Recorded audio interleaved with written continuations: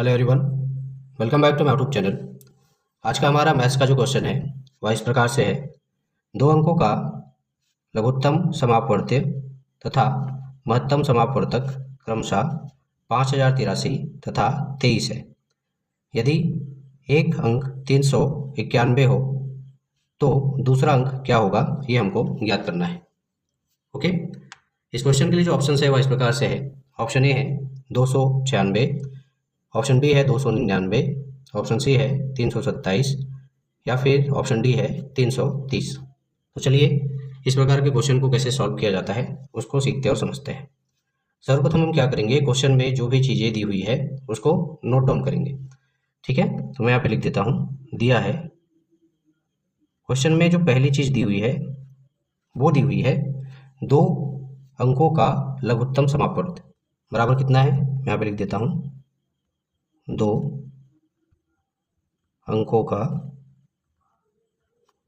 लासा या फिर लघुत्तम समापवर्त बराबर कितना दिया हुआ है, तो ये दिया हुआ है 5083। क्लियर है। वही दो अंकों का जो मासा है या महत्तम समापवर्त है वो कितना दिया हुआ है, तो दो अंकों का मासा बराबर दिया हुआ है 23 या 23। ठीक है। वही क्वेश्चन में जो अगली चीज दी हुई है वो दिया हुआ है पहली संख्या या एक अंक क्या है इसमें, 391 है।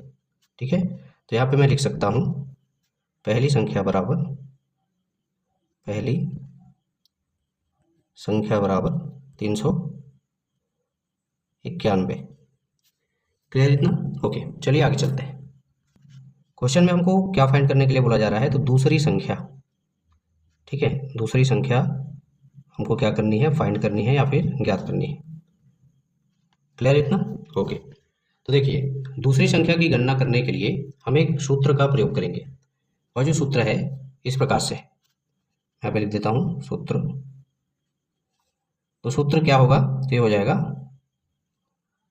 पहली संख्या गुणे में दूसरी संख्या।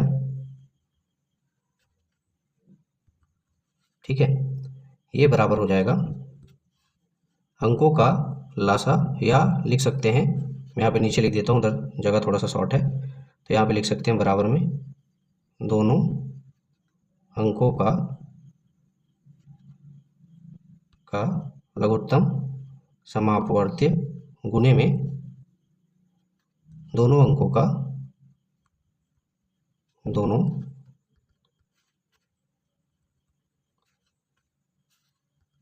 अंकों का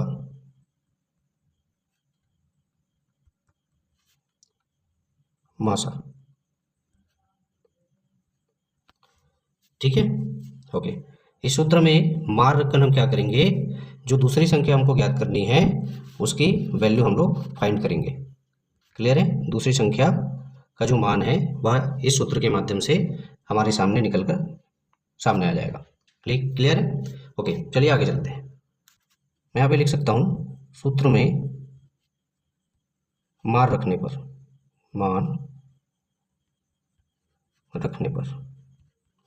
तो पहली संख्या क्वेश्चन में दी हुई है, कितनी दी हुई है, तो ये दिया हुआ है 391। ठीक है, दूसरी संख्या हमको पता नहीं है, हमको निकालना है, इसलिए इसको हम ज्यों का त्यों लिख सकते हैं। दूसरी संख्या बराबर दोनों अंकों का जो लासा दिया हुआ है क्वेश्चन में वह कितना दिया हुआ है, तो वह दिया हुआ है 5083 और जो मासा दिया हुआ है वो दिया हुआ है कितना, 23। क्लियर है। ओके, अब क्या करेंगे आगे, हम इस 391 का पक्षांतर करेंगे राइट हैंड साइड पे। ठीक है, तो पक्षांतर करने पर क्या हो जाएगा, दूसरी संख्या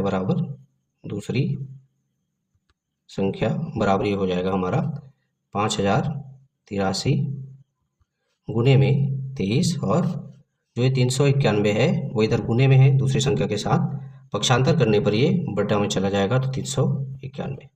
क्लियर है। अब चलिए आगे इसको सॉल्व करते हैं। अब जब हम इसको आगे सॉल्व करेंगे तो ये जो 23 दिया हुआ है यहाँ पे, ठीक है, इससे इस 391 को भाग देंगे। ठीक है, तो जब भाग देंगे तो ये हो जाएगा 23 एकम 23 और 23 17 में 391। क्लियर इतना। ओके, अब क्या करेंगे, ये जो 17 आया इससे फिर हम 5083 को भाग देंगे। चलिए भाग दे देते हैं। यहाँ पे हो जाएगा 17 एकम 17 और 17 299 एम 5083।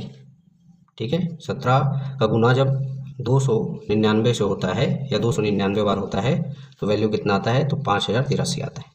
ठीक है, इसलिए 17 एकम 17 299 में कितना हो जाएगा, 5083 हो जाएगा। क्लियर है। इस तरीके से हमारे पास जो वैल्यू आ रही है वो आ रहा है 299। ठीक है, और यही हमारी इस क्वेश्चन का क्या होगा, आंसर होगा।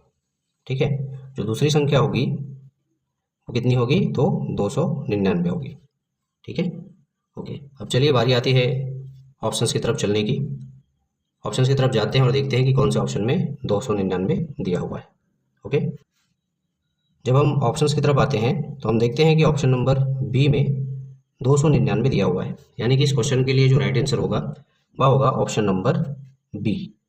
ठीक है, दो संख्याएं जिनका लघुत्तम समापवर्त तथा महत्तम समापवर्त क्रमशः 5083 तथा 23 है।